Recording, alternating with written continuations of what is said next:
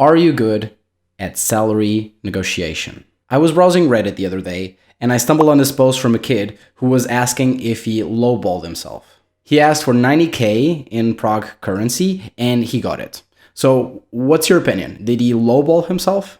In this video, I'm going to tell you whether or not he lowballed himself. And the reason why it matters is because it will teach you about salary negotiation. And studies show that people who negotiate their salary earn about $1 million more throughout their career. And that's a very significant value. And none of this is specific to Prague. It's not about this specific value and all about how to properly negotiate your salary so that you don't leave money on the table. Hey guys, welcome back to my channel. My name is Pedro. I'm a senior engineering manager working in Germany. And on this channel, I want to help you go from a small town developer to a senior engineering leader in big tech. So what was your answer? Do you think he lowballed himself? Maybe you're saying to yourself, I don't know. I don't know anything about the salaries in Prague. And again, this has nothing to do with Prague. Let me tell you a story. A friend of mine once applied to a company and they asked him about his salary expectations. And he asked for 90K. And he felt pretty good about that value because it was significantly higher than what he was making at the time. He later found out that the base salary for this company for his level started at around 120K. So that's 30K more than what he asked for. So to the question, did the guy from Prague lowball himself? The answer is yes. Yes, he did. And it doesn't even matter what he asked for. If you tell me you'll work for 90K, does that mean that you wouldn't work for 120K? I don't think so. Then why would you put an upper limit on your salary? So it doesn't matter what value he said. It doesn't matter it's Prague. This was a bad salary negotiation. You never say a value first. And you might ask, hey, never say the value first? Are there no exceptions? And yeah, maybe there are some exceptions and we'll cover that later in the video. But a good rule of thumb is don't say the value first. You let the company come up with a value. So here's another example. There was a guy that I wanted to hire and I really wanted this person. And I was willing to go above the normal value quite a bit to make sure that we got him. But we asked him for his salary negotiations and he told us, and it was a very reasonable value. And at this point, I had zero incentive to go higher than what he asked for or even much higher. So this is a very, very experienced developer who lowballed himself. What he should have done is kept his mouth shut when we asked him for the value, then let our company come up with the value first, and then negotiate that value. You also don't say how much you make now because that restricts your salary negotiation.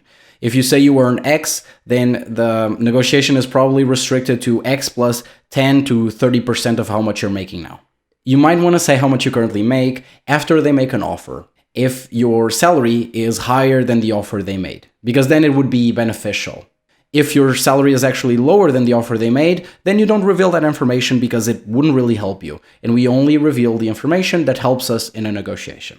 So when I've said this in the past, people usually say, yeah, but X company requires the value in order to move forward in the process.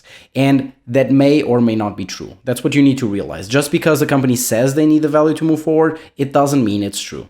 So one example is one time I applied to this company and the recruiter told me in the first phone call interview that she needed to know my salary expectations.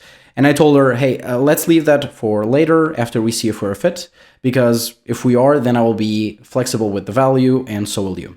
And she said, okay, fine. Later in the process, she asked me again, hey, we need to know your salary expectation in order to move forward with the process. And again, I told her the same thing.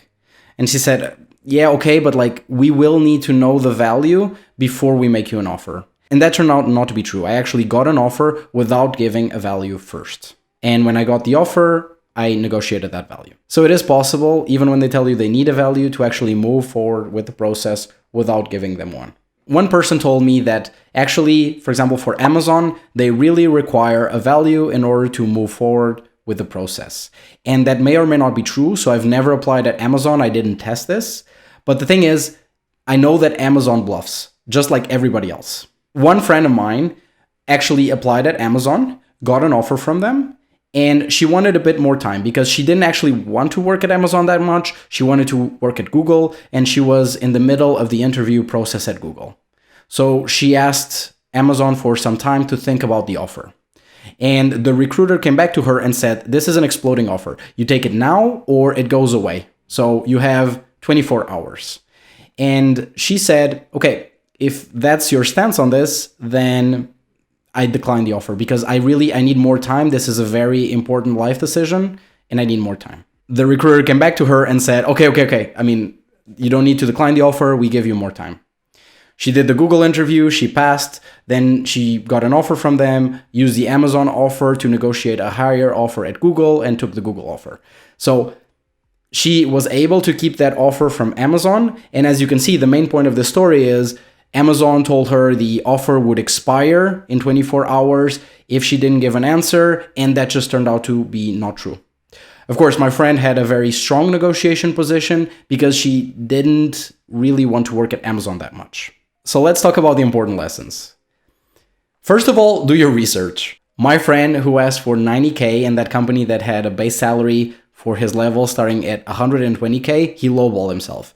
And he could have avoided that by doing some proper research. Don't give a value first if you can avoid it. And really try to avoid it because it really limits your negotiation power. I gave you the example above of the guy who told me his salary expectations, and he basically negotiated himself out of a much bigger offer because of this. So really try to avoid it. The other thing is you might think you'll never be good at salary negotiation, that you would just be too afraid to lose the offer and you wouldn't be able to negotiate. The thing is, even knowing a little bit more about this will help you earn significantly more.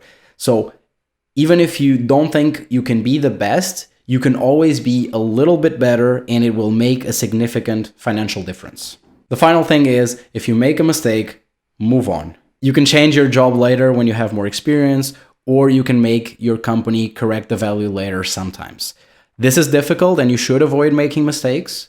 You should negotiate, even if it's uncomfortable, but if you make a mistake, don't dwell on it too much. So let me give you an example. A friend of mine once took an offer to come from Brazil to Germany, and that offer was very low. And he found that out in the first 6 months of his work. He compared his salary to other colleagues and he saw he was being underpaid. So he decided to come to the 6-month probation meeting ready to negotiate his salary, exactly as he should. It turns out he didn't have to do this because the company identified him as a very high potential and saw that with the salary that he was being paid, they would risk losing him. And they proactively increased his salary during that meeting, and he didn't have to negotiate anything. It was very good that he came prepared to negotiate. In this case, it wasn't even required. So you see, he made a mistake, and things still worked out well for him. He wanted to take an offer. He wanted to leave Brazil. He lowballed himself. He didn't know much about the German market, but within 6 months, he learned what he needed to know, and he could negotiate his salary or change jobs very easily in the German market. So yeah, bottom line, if you make a mistake, it's not the end of the world. So just correct it and move on from the topic. Don't dwell on it. So if you want, you can leave your opinion in the comments of whether this guy lowballed himself or not. I answer 100% of the comments, and I know that this is a bit of a controversial topic, right? Thank you so much for watching. If you want to watch more, click my latest video. If you want to do me a little favor, if you took any value from this video, click the like button. It really helps with the YouTube algorithm. And if you want to see even more content from me, subscribe to the channel. I'll be publishing content like this all the time.